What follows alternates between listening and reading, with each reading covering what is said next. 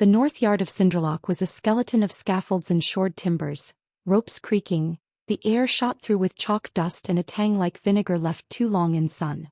Commander VS walked like the rock belonged to her, cutting across the courtyard toward the black-edged door without looking back to see if they followed. Inigo fell in step, Lyra ghosting his shoulder, eyes doing their habitual sweep, archways, rooflines, the rhythm of people's hands. The Jellivi ticked over behind them at idle, a square-jawed dog waiting for the command to heel. Alchemy Wing took the worst of it, Vias called over her shoulder as they ducked under a strut where a mason wedged a length of oak against a cracked lintel. North wall sloughed. We've braced load points, but I'd prefer your visit brief. How brief? Inigo asked. If the cliff decides to shrug again, VS said, I'd rather it didn't happen with strangers in the basement. Charmed, Lyra muttered, then winced at the smell hitting them past the threshold. Ozone, sour ferment, something medicinal gone wrong. The corridor beyond had been handsome once. White lime wash, neat slate floor. It wore today like a battlefield dressing. Scorched patches, spidering cracks, lintel stones out of plumb and propped by angled timber. They passed a pair of technicians in gray trim coats kneeling over a crate to paint a sigil, triple chevron in blue. The younger one glanced up at Inigo's boots, eyes flicking to the rifle, to the foreign buckles on his vest, to his hands. She looked back down as if embarrassed to have looked. Sigils color-coded? Inigo asked because it paid to know what rules you were breaking if you had to. Vias didn't slow. Green band for stable. Amber for reactive. Red for don't jostle, don't warm, don't even breathe at wrong angle. You'll be taking 4 ambers and 2 reds. She glanced at his face like she was memorizing any flinch. He didn't give her one. Manifests. Signed. You'll countersign when you load. Chain of custody goes to Elandra's alchemist guildmaster, not the guild hall. Avoid detours.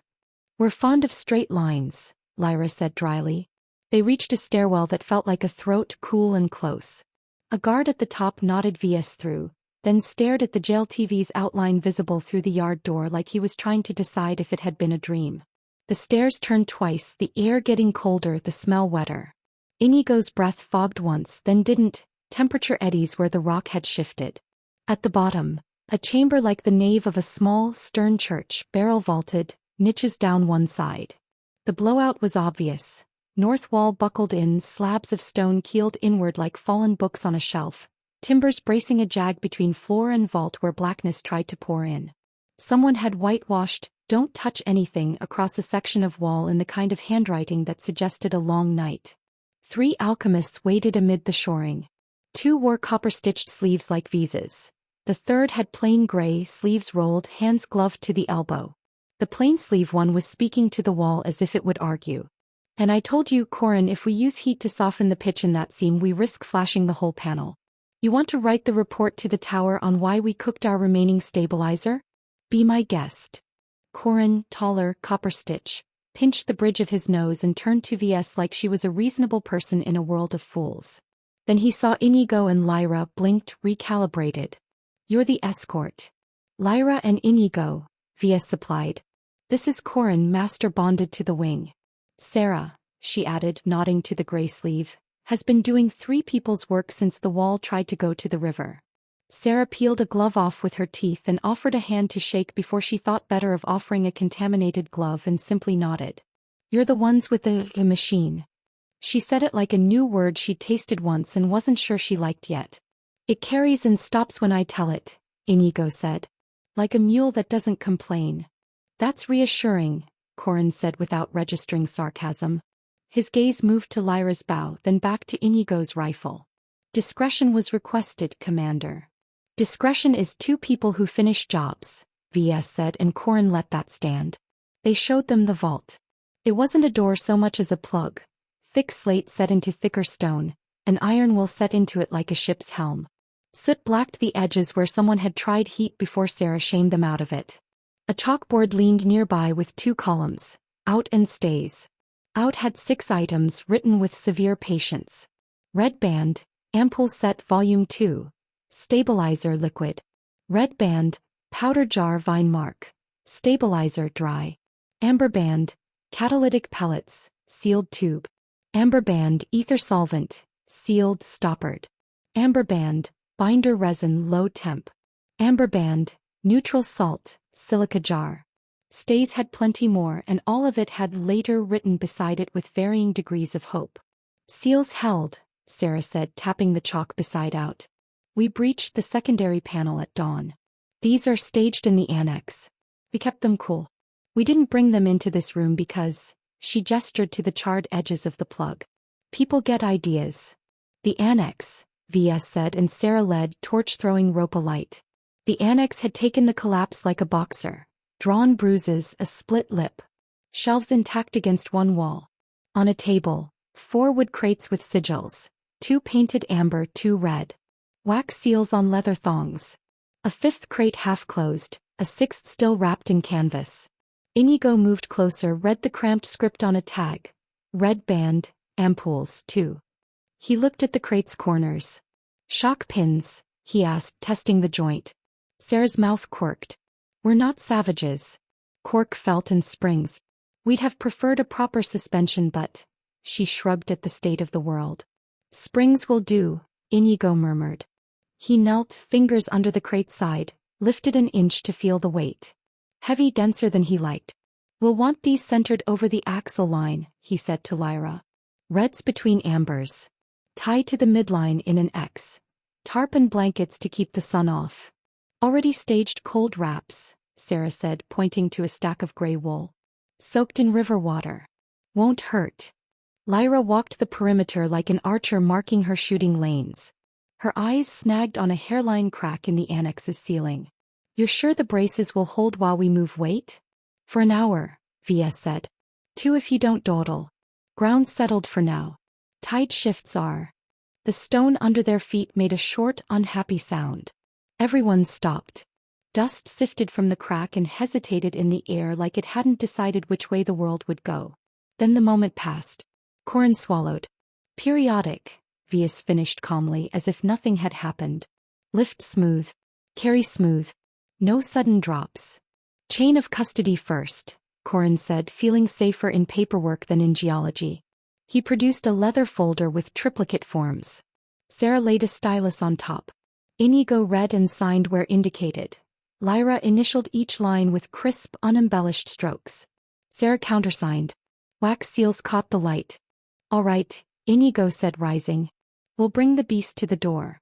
Got a flat dolly or two? 2, Sarah said, already moving. Wheels greased this morning. They became a machine. VS kept non-essential bodies out of their way. Corin fetched and stood pointedly back. Sarah and Lyra each took a dolly. Inigo jogged up the stairs, the smell of vinegar and chalk chasing him into the yard. He brought the JLTV around to the Alchemy Wings side hatch, where a pair of wide doors opened onto a ramp that had been hastily reinforced with planks. He killed the engine, set the brake, and jumped out to drop the tailgate and swing the rear doors open. The interior yawned, clean, square, ready to be complicated. He pulled out the tie-downs, set anchor hooks into the floor rails, and laid a crisscross of straps ready to cinch. He spread the oilskin tarp along the bay's floor, waterproof and, more importantly, non-reactive to most of what alchemists thought was a good idea. Lyra appeared a moment later with the first dolly. The crate's red sigil looked like a scraped wound in the dim light. Corner, she asked. Centerline, he said. Ease it, no bump. They rolled the dolly up the ramp. The JLTV's rear lip caught the light and threw it back into the annex. For a heartbeat, Lyra saw their reflections, hers small and taut and tired in a beautiful way. Inigo behind the crate, mouth set in that patient line he wore whenever physics had to be obeyed or lost. They set the crate down on the tarp gently, an inch at a time.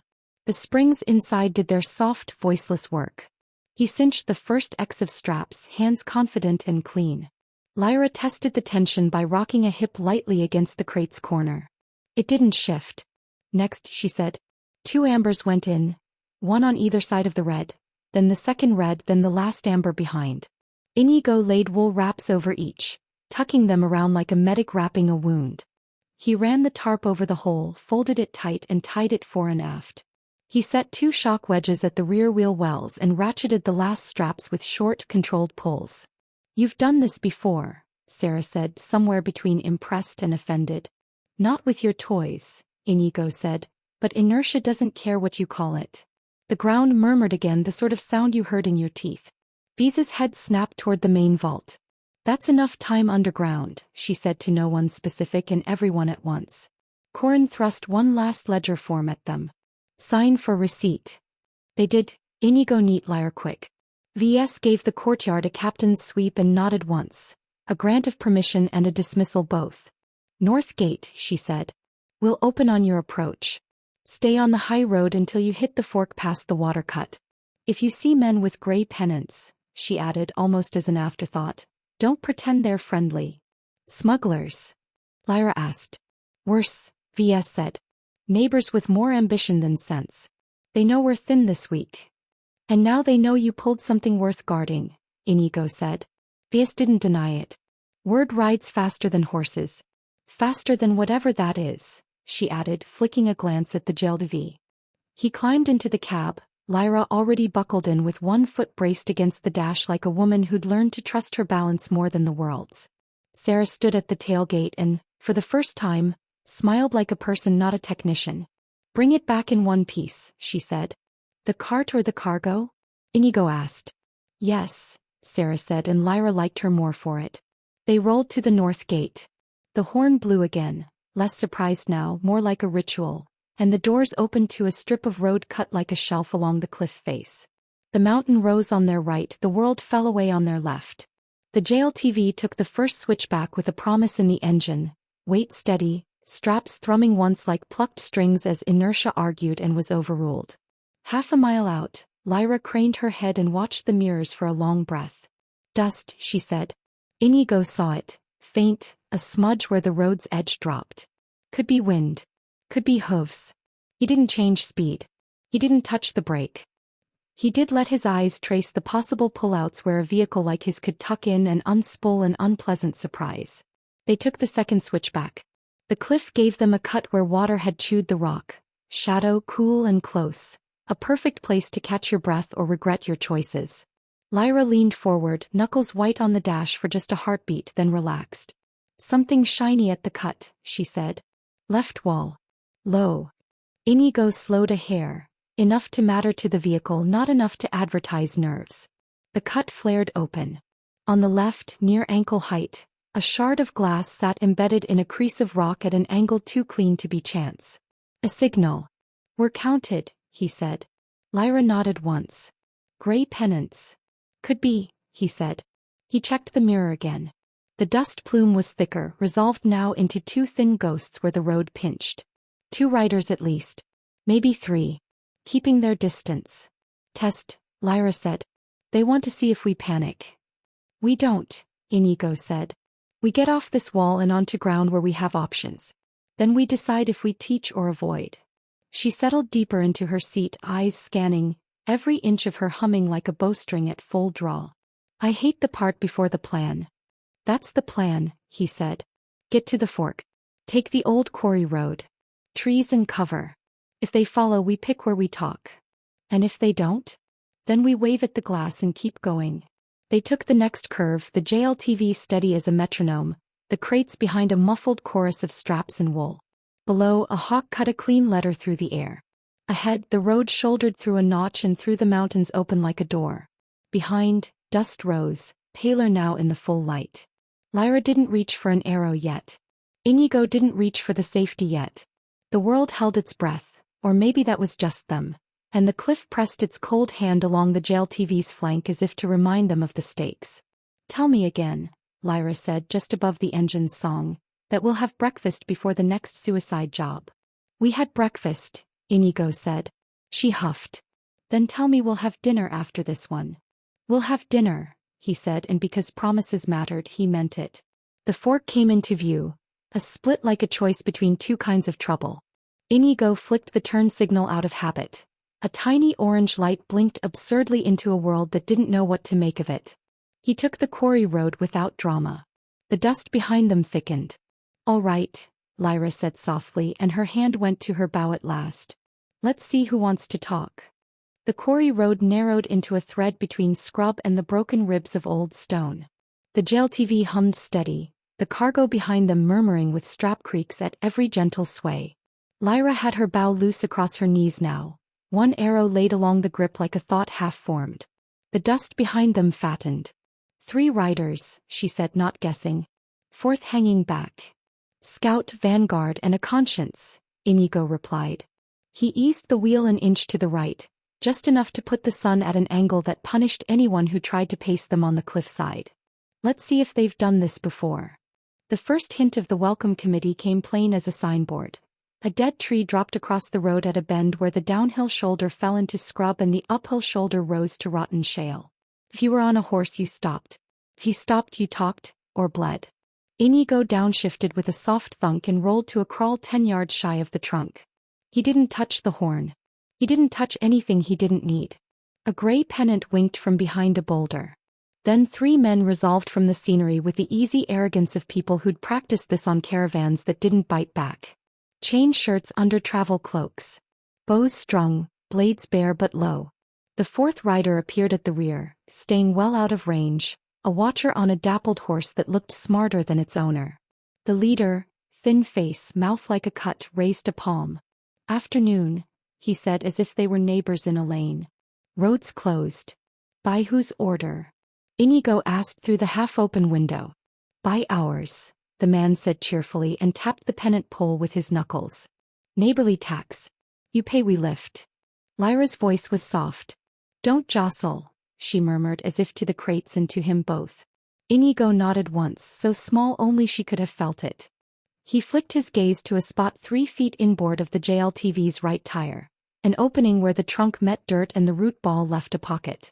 The JLTV was heavy. The opening was narrow. The math would be close. Tax schedule? Inigo asked, mildly curious. The thin man smiled like a knife point catching light. Depends what's in the cart. Lyra leaned slightly so he could see her, eyes amused, not friendly. Flour, she said. Stone, Inigo added. Regret, Lyra said, and the man's smile cooled a degree. He had enough sense to clock the rifle. He had enough vanity to think his angle was still good. 2 gold, he said. And whatever's in the back we like the look of. Counteroffer, Inigo said, and that got all their attention because no one ever counteroffered without fear. He reached with slow, deliberate hands, not for the rifle, not for a coin purse, but for the switch on the dash that killed the headlights and left the engine. Then he rolled the window down so his voice carried clean. We don't stop, he said. We don't pay. You step left. Everyone goes home with the same number of holes. Or, the leader asked because pride makes men greedy for the second option. Or I move the tree in the way that's easiest for me, Inigo said, and let that sit in the road like a snake.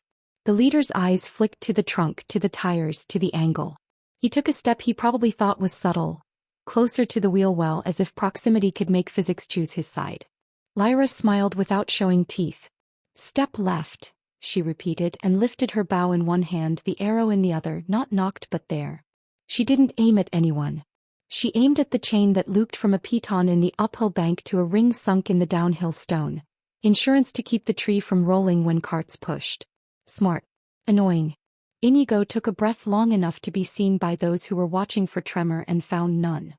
He feathered the throttle, the diesel note deepening to a patient growl. Hold, he told the JV as if it were a hound eyeing a rabbit. Then he let it creep. The front bumper kissed the trunk like a handshake. The JLTV didn't slam. It pressed.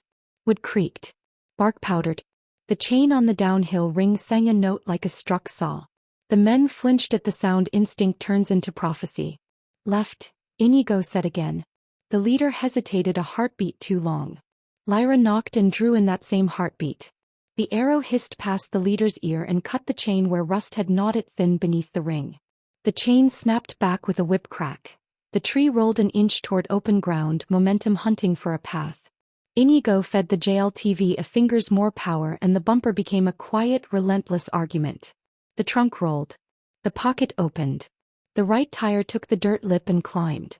The left tire rode the trunk like a balance beam. The whole vehicle tilted a degree that made the straps and back hum.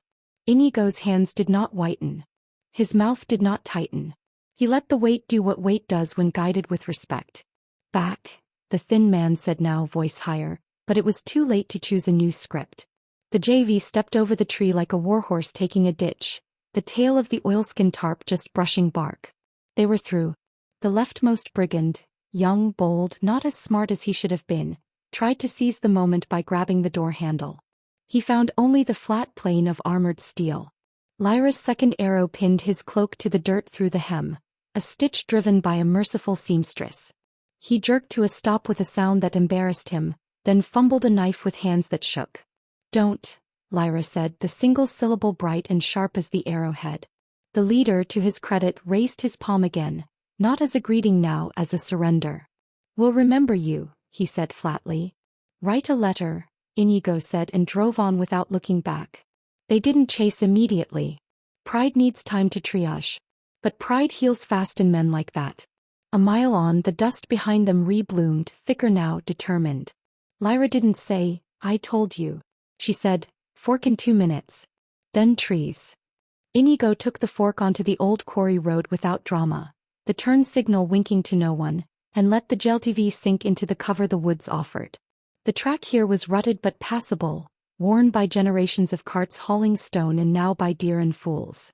The canopy cut the light into coins that fell across the hood. "Plan?" Lyra asked. "Keep the cargo smooth. Convince them we're not worth the doctor bills," Inigo said. "No firefights around red crates." "I could put an arrow in a horse's bridle," she offered, practical cruelty. "Only if we have to," he said. "Let's try something they haven't seen." He drove until the track dipped, then rose. Just enough of a roll to hide a vehicle that knew how to hold still. He pulled the JLTV into the lee of a boulder and killed the engine, the sudden quiet like a dropped curtain. Birds that had stopped singing considered their options and decided the world wasn't ending. "Brake," he said. "Handbrake," he amended and said it with care. "We talk now." Lyra slid out with impossible economy, moving to a position above and to the right where a root-snarled bank gave her a clean angle on the approach. She didn't vanish, she simply ceased to be the first thing you'd notice. Inigo stepped to the back, unlatched the tailgate, and let it hang just enough to suggest access without granting it. Then he walked ahead 10 paces and stood in the middle of the track with his hands visible and his rifle slung. Not raised, not idle. The riders came around the bend with caution molded into their bones by the last 5 minutes. For now, not 3. The watcher had committed. Gray pennants flicked in the breeze. The thin leader kept his horse at a walk, reins loose, blade out but low. He saw Inigo standing alone and smiled with too many teeth. "Changed your mind." "Changed the terrain," Inigo said. "We can do this in the open on the cliff where any idiot pulls a trigger and we all die interestingly, or we can do it here where there's shade and choices." "Choice," the leader echoed, amused. "What do you offer?" "An education," Inigo said mildly. "On the limits of your business model." He let the silence grow roots. He let them imagine that sentence with too many possible outcomes. Men fear what they can't cost. The leader flicked 2 fingers. The rightmost rider began to angle for the JLTV's exposed flank. Lyra's arrow arrived in the dirt 2 inches from his horse's hoof, quivering like a finger. The horse snorted, danced sideways. The rider grabbed mane to stay aboard. "Second warning," Lyra said from the trees. "There won't be a third." The leader's smile frayed. "You don't want to make this loud," Inigo supplied. He drew a smooth breath and palmed a small cylinder from his vest, a flashbang. He held it between forefinger and thumb where every eye could see it. "You like ambushes," he said conversationally. "I like physics." "What's that?" one of the brigands asked, curiosity burning through discipline. "Something bright and disappointing," Inigo said, and lobbed it 30 feet to the side into a hollow where it would do nothing but hurt. The world snapped white and kicked like a mule. Horses screamed. Men swore and flinched and clawed at air. The thin leader reeled in the saddle, eyes punched clean of sight for a heartbeat he couldn't afford. Inigo was already moving not toward them but to the JLTV's cab. He slid in, keyed the ignition, and let the engine wake with a throat-deep growl that made the horses decide the woods were haunted and this road a bad idea. When the glare faded, the riders found the machine aimed at an angle that suggested it could be anywhere it wanted, and the archer in the trees now had an arrow knocked to a calm draw that said she had chosen where she wanted it to go. "Third option," Inigo called over the engine. "You back out. We don't chase. You tell the next man with a pennant that this road belongs to the mountain today." The thin man blinked, sight resolving. Ego fought survival and rare miracle, lost. He lifted his empty hand, palm out. Another day, he said. Not if you keep this job, Lyra said. They backed their horses the way wise men back away from sleeping bears. Slow with respect, not turning their backs until the bend took them. The dust they left behind tasted like salt and relief. Lyra slid down the bank and took her seat without flourish. That a new toy? She asked, chin indicating the flashbang's memory in the air. Old, Inigo said. New world. You warned them, she said. I like to give people a story to improve their lives, he said and eased the JLTV back onto the track. It's cheaper. They kept to cover for another mile, then cut back to the high road where the cliff fell away to a slate-blue world and the wind combed the scrub into orderly waves. The dust behind them did not return. The crates murmured contentedly with every measured rise and fall. They made the plains before dusk and slept on a low ridge within sight of a farmhouse whose lanterns winked like domestic stars. Inigo checked straps by feel. Lyra checked the sky by habit. The night passed without an audience, which felt like extravagant luck. Morning took them the rest of the way. Alandris towers lifted out of haze, sunlight stippling their faces with the interrupted shadows of the city's northern poplars as they rolled through the gates. Guards who had seen stranger things still straightened at the sight of the tarp-tied cargo and the line of fatigue in the two faces up front. Back from Cinderlock? The sentry with the scar asked. Back, Inigo said. With all your holes, she observed. Same number, Lyra said, then added deadpan, as far as we've counted. The Alchemist Guild stood a street over from the Great Hall, a building that looked like it had been designed by a mason and a nervous man with a ledger. Beautiful stone, careful eaves, windows that opened only enough to let out the smell of learning slowly. A clerk in gray met them at the side gate with a clipboard that could have paid a month's rent if sold for paperweight alone. Delivery, he asked, already ticking a box. Red and amber, Inigo said. Chain of custody, Lyra added, producing the folder with the calm of a woman setting down a loaded crossbow and expecting the world not to shoot itself. Scribes poured in like ants to sugar. 2 to witness seals, 1 to photograph sigils with a chalk rubber, 1 to lay fresh wool wraps over the crates with an affection that would have been strange if it hadn't been so human.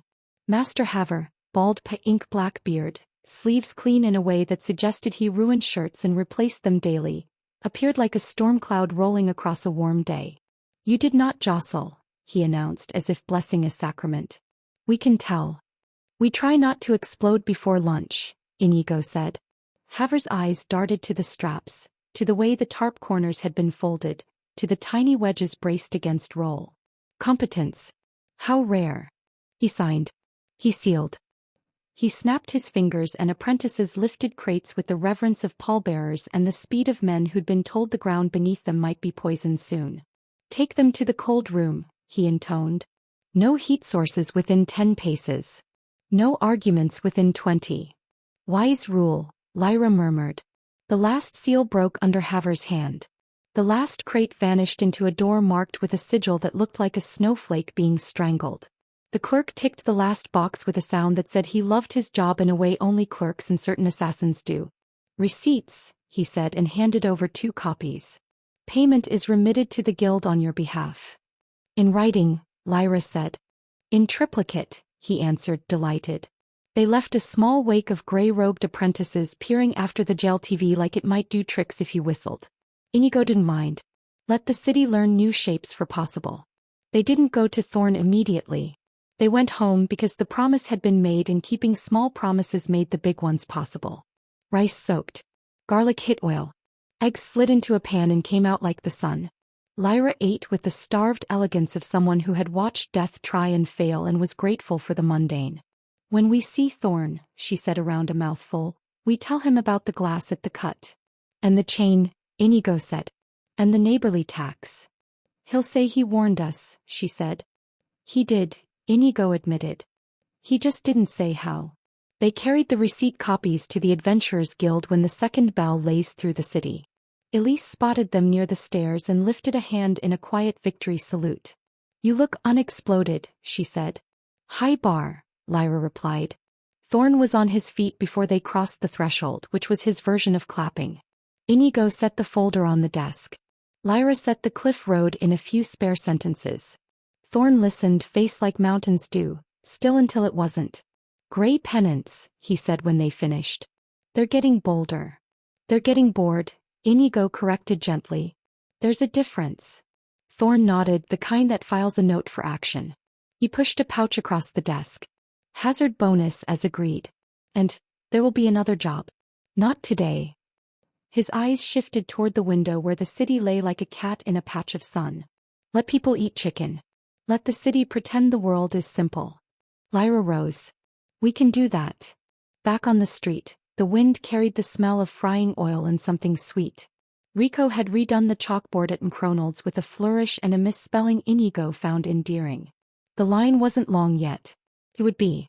They crossed the plaza, shoulders a little lower than yesterday, pockets heavier by a pouch and a piece of paper that said they'd done exactly what they promised. The world would tilt again soon. Cliffs always did. But for the moment the road had been straight, the cargo had been steady, and the dinner they'd promised each other waited at the far side of day like a small, stubborn lantern. Breakfast, Lyra said, bumping his shoulder. Dinner, Inigo corrected. Both, she decided, and he grinned because she was right and because for once, neither of them owed anyone an apology for taking two good things in a row. They left the plaza as the lanterns were being lit, golden squares blooming one after another in the windows above the street. The market crowd thinned to families lingering at food stalls, voices soft now, tempered by the promise of rest. For Inigo and Lyra, the day had felt long enough to be two, but the prospect of a meal together drew them forward like a magnet. Where? Lyra asked. You're the one with standards, Inigo said. She arched a brow. Says the man who thinks Psylocke counts as diplomacy. It worked, didn't it? It bribed me into not killing you, she said, but the corner of her mouth tugged upward. They chose a tavern just off the square, one of the older buildings where dark beams crisscrossed the ceiling and the smell of smoke clung comfortably to the plaster. Tables were already filling, but a serving woman recognized Lyra with a flicker of familiarity. Hunters and adventurers built reputations, and steered them toward a corner table by the shuttered window. Wood creaked under Inigo as he sat. He eased the rifle case against the wall before leaning back. Lyra removed her bow, set it carefully beside her, and loosened her shoulders with the sigh of someone unbuckling their guard for a little while. The serving woman returned with 2 mugs of cider before they'd even asked. You've the look of people who earned this, she said, and vanished before they could argue. Inigo raised his mug. She's not wrong. Lyra's mug touched his with a quiet clink. She drank deep, set it down, and let her eyes wander the room, cataloging faces, exits, angles of sight. Old habits. Dinner came quick.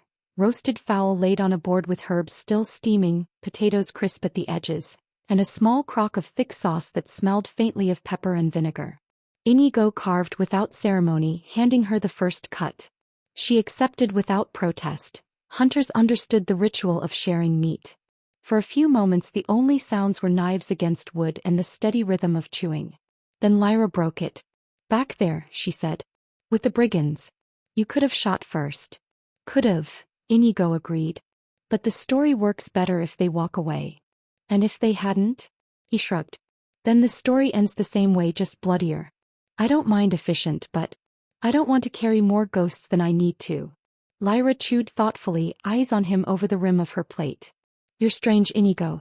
Most men here think killing is the only way to prove they're strong. He chuckled softly. Where I come from, the strongest men are the ones who figure out how not to waste bullets. She smirked at that, though her gaze lingered a second longer, as if she was trying to peel back layers he wasn't ready to share. The tavern grew louder as more patrons arrived, the air thick with laughter and the thump of mugs on tables. A minstrel strummed a lute near the hearth, weaving a tune that felt older than the beams above. For the first time in days, Inigo let himself lean back fully, letting the sound soak into him. You're thinking again, Lyra said. Dangerous habit, I know. What about? About how easy it is to forget the road when you're sitting here. Good food, warm roof, people singing like the world isn't about to crack open. Feels like normal. Lyra stabbed another piece of potato. You don't trust it. Should I? No, she said simply, and they both laughed. The laughter carried them through the meal. When the plates were scraped nearly clean and the cider mugs drained, Inigo reached into his jacket and pulled out a small folded note, the receipt from the Alchemist Guild. He laid it flat on the table between them. That's our proof we did the job. Hazard bonus included. We've got coin to spare. Lyra tapped the paper. What's your plan with it? He leaned forward, lowering his voice though no one nearby was listening. I'm thinking we put some of it into the shop again. Pronolds. Burgers, fries, cheap enough that anyone can sit down and feel like they're kings for a meal. We left it shuttered too long. Her brows lifted. You really want to try again? After last time? Last time we were running on scraps and borrowed oil. Now we've got coin supply lines and... He hesitated then smiled. We've got regulars waiting. I saw them peeking at the chalkboard this morning. They'll come back. Lyra considered, chewing the inside of her cheek. She'd been skeptical before when he'd first proposed the idea months ago. But tonight, after danger and exhaustion, the thought of anchoring themselves with something steady felt less foolish. You'll cook? She asked. I'll cook. You'll guard the door from anyone trying to pay with counterfeit coins or bad attitudes. That I can do.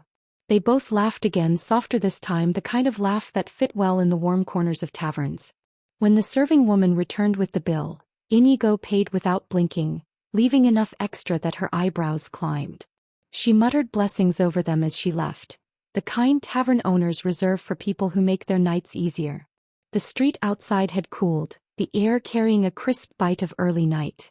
Lanterns swung gently in the breeze.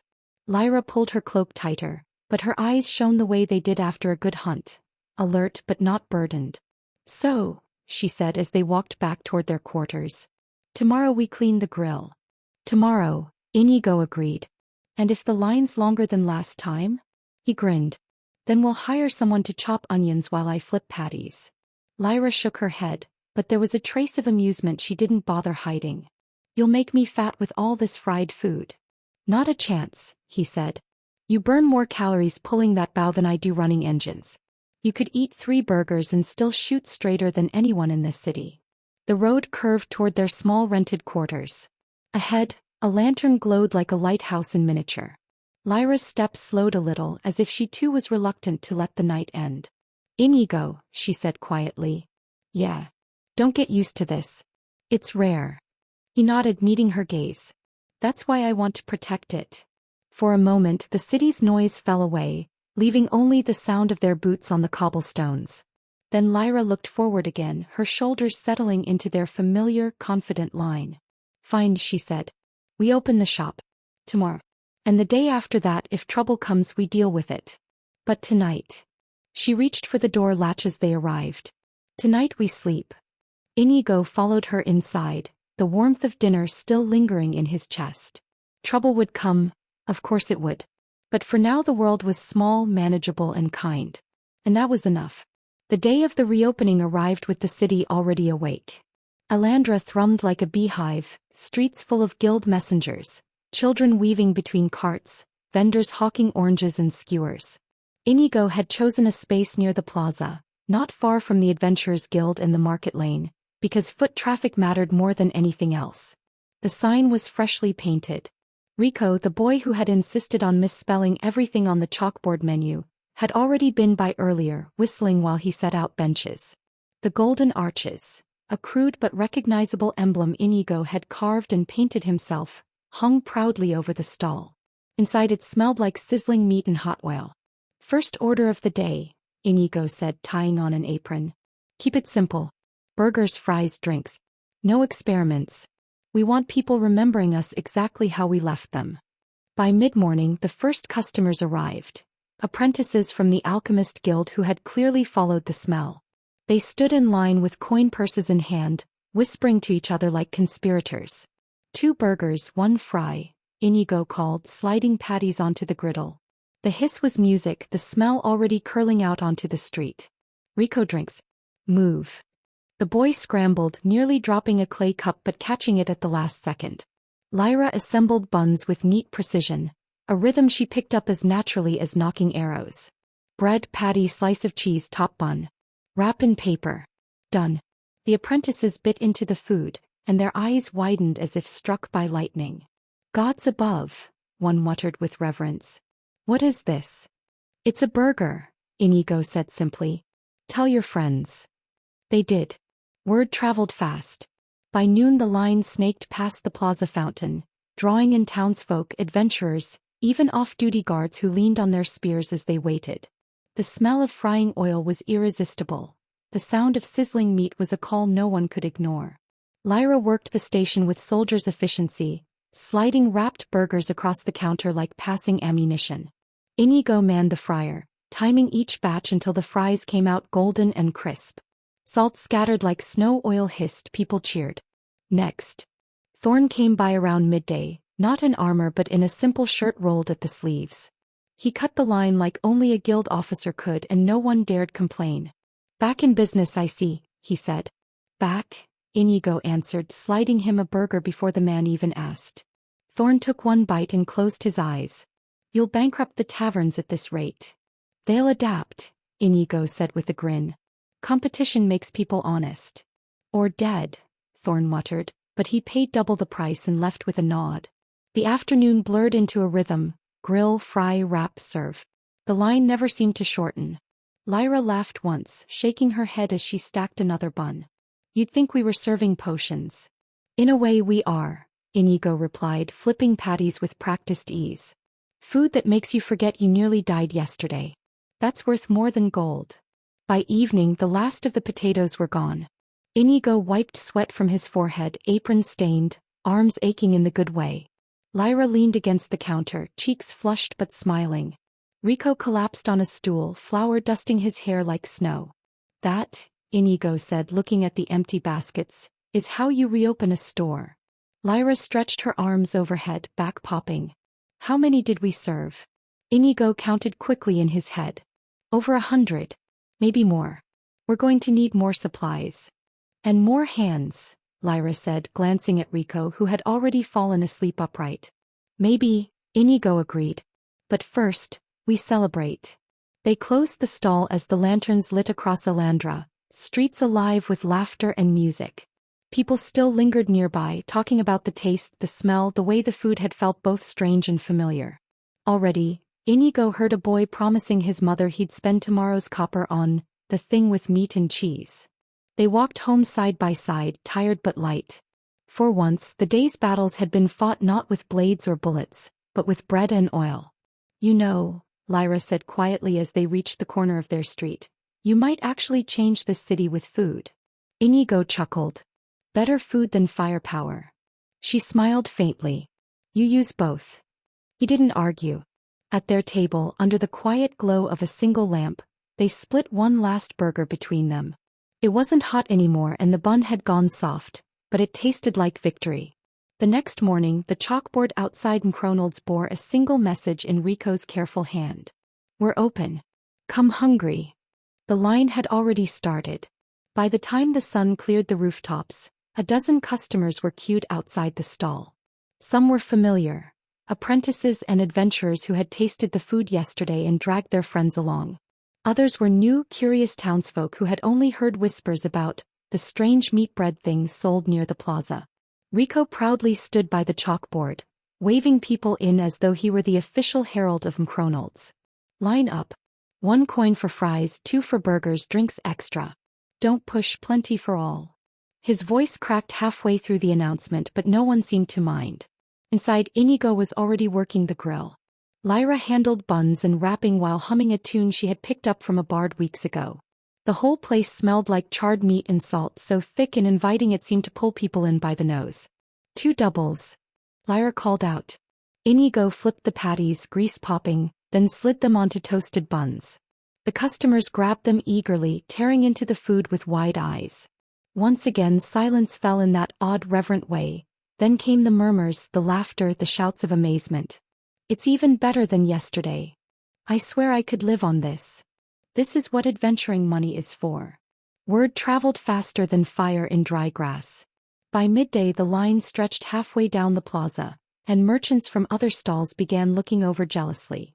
One baker tried to hand out free samples of bread to compete, but people still kept drifting toward the golden arches. Inigo caught the baker glaring at him once and just smiled faintly. That's the market, he muttered under his breath, tossing another batch of fries into the oil. When dusk finally rolled in, the last burger wrapped, the oil drained, the benches cleared, the three of them sat together behind the counter. Lyra leaned back, exhausted but smiling. Rico looked like he might pass out where he sat.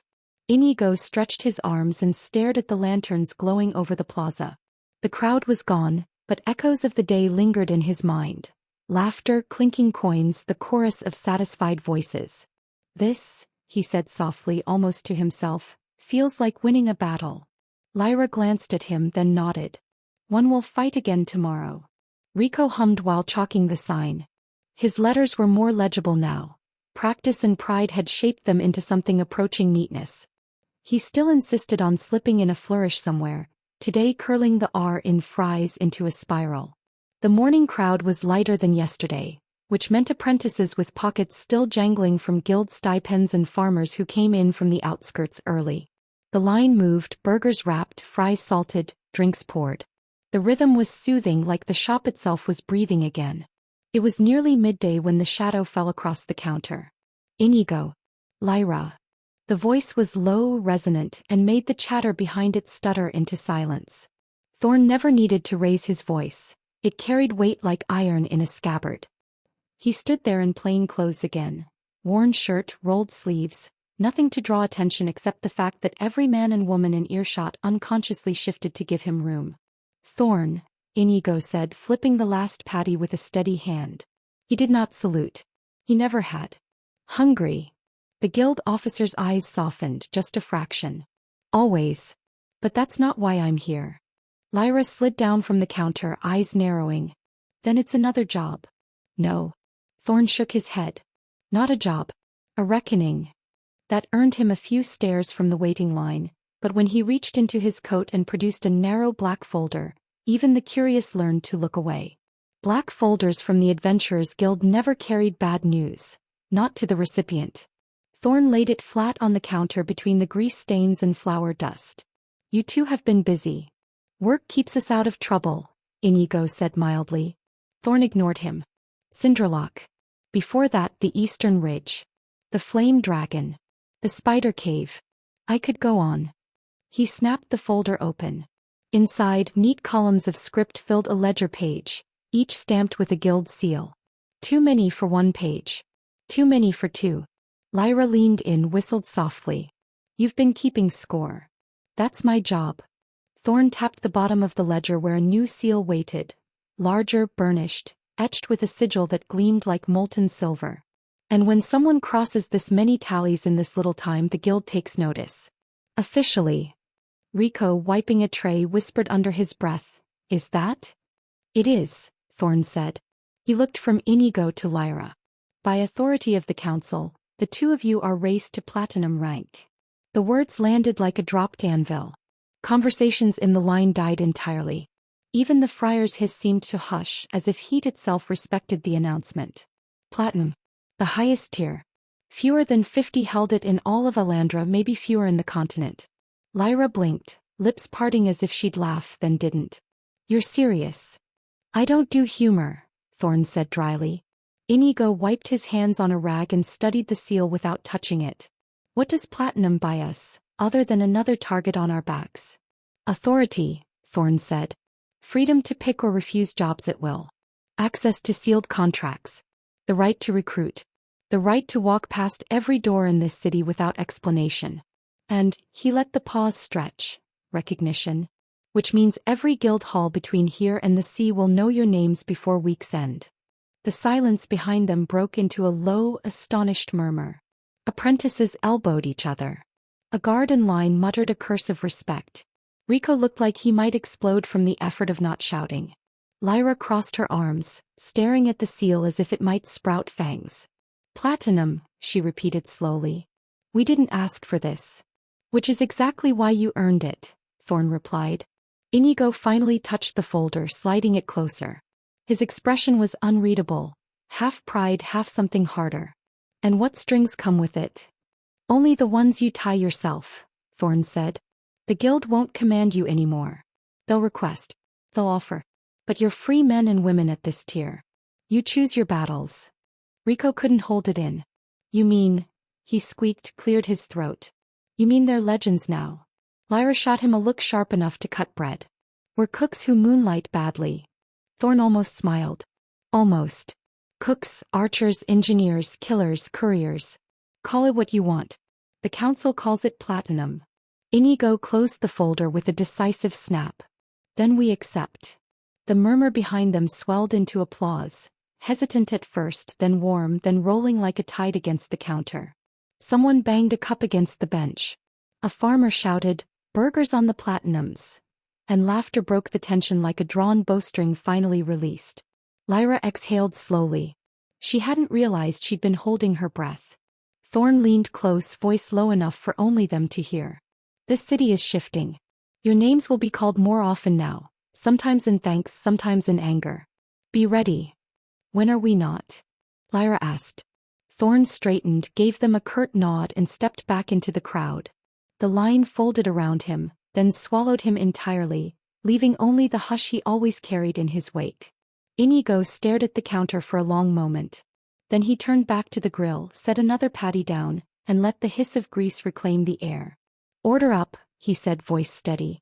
Lyra shook her head in disbelief but smiled despite herself. Only you could treat platinum like it was another bag of potatoes. Potatoes keep, Inigo said. Titles don't. They worked the rest of the day with the news humming under the surface like a second heartbeat. Customers treated them differently now. More cautious, more reverent, like stepping into the stall meant brushing shoulders with myth. Even the baker who'd glared yesterday bought a burger, muttering that competition made a man honest. By the time lanterns bloomed across the plaza, they'd sold out again. Rico practically danced on his stool, retelling the announcement to anyone who would listen, embellishing details with the zeal of a bard. Lyra didn't stop him. Inigo didn't correct him. When the shutters closed and the fryer was scrubbed, the two of them walked home in silence. Not heavy, not light, just full. Platinum. At their table, Inigo poured tea. Lyra stared at the seal resting on the counter between them. Do you feel different? She asked. Inigo considered. No. Do you? She tilted her head, then shook it. Still tired. Still hungry. Then nothing's changed. She smiled faintly, reached for the last bun and split it in half. Except now we're tired, hungry platinums. Inigo raised his cup in a quiet toast. To tired, hungry platinums. They clinked porcelain, and for one rare evening that was enough. The next morning the chalkboard sign hadn't even been set out when the first knock rattled the shutters. Rico stumbled to the door with bed hair and yesterday's apron, muttering, "We're not even open yet." But when he slid the bolt, half a dozen townsfolk nearly toppled him with eagerness. Word had traveled fast, faster than a scent on the wind. By the time the sun reached the plaza, the line stretched in both directions, curling around the fountain like a tail. This wasn't the familiar trickle of apprentices and guards. These were guild scribes in pressed grays, merchants in jewel-toned vests, students with ink on their fingers, and nobles with polished boots who had clearly never stood in a food line in their lives. Platinum, someone whispered reverently. The burger of platinums. Lyra leaned against the counter, eyebrows raised. They're not here for the food, she murmured to Inigo. They're here for both, he corrected, tying his apron. Celebrity is a spice. Let's make sure the meal doesn't disappoint. Rico scrawled the day's menu across the chalkboard with a dramatic flourish. Burgers, fries, fried chicken and drinks. The word fried chicken made the crowd buzz like bees. Someone clapped. A student scribbled the letters down to make sure he hadn't misread. You're actually doing it, Lyra said under her breath, sliding into her station. I promised, Inigo replied, fishing marinated pieces from the chilled bin. The brine had worked all night, a mix of salt, sugar, and their guarded spice blend. He coated each piece in flour, the dust puffing into the air like smoke from a battlefield, then lowered them carefully into the hot oil. The fryer hissed and popped. The smell rolled out of the stall like a warhorn's call. The line surged forward instinctively. First order. Inigo barked. Chicken basket, 2 burgers, 1 fry. Lyra wrapped the burgers with the same precision she'd used stringing a bow. Rico darted to fill cups. When the first basket of fried chicken came out, golden, crisp, steam curling from the edges, Inigo salted it with a practiced shake and slid it onto the tray. The nobleman who received it looked skeptical at first. Then he tore off a piece, bit down, and froze. His expression cracked into astonishment. By the gods, he breathed. This tastes like victory. The line erupted into laughter and applause. Words spread faster than a bard's tale. The Platinums had unveiled something new. By mid-morning the plaza was a carnival. Adventurers with dented armor stood shoulder to shoulder with silk-draped ladies. Children darted between booths, waving scraps of parchment like tickets. Merchants whispered about investing. The baker who had glared yesterday sent his son to buy 6 chickens and came himself for fries, muttering, "Competition's healthy." Inigo kept his rhythm: dip, dredge, fry, salt, while Lyra ran burgers like a commander on campaign. She had taken to shouting orders in clipped tones, voice sharp enough to cut through the din. Rico rang them back with all the pride of a herald at court. Order 23. 2 chickens, 3 burgers, 2 fries. Coming up. When a cluster of students finally reached the counter, they ordered nothing but chicken. One of them, no more than 16, asked breathlessly, "What's the secret?" "Salt," Inigo said. "And more salt." They laughed but wrote it down as if it were scripture. By noon the stall was nearly overwhelmed. Nobles were sending servants to hold their places.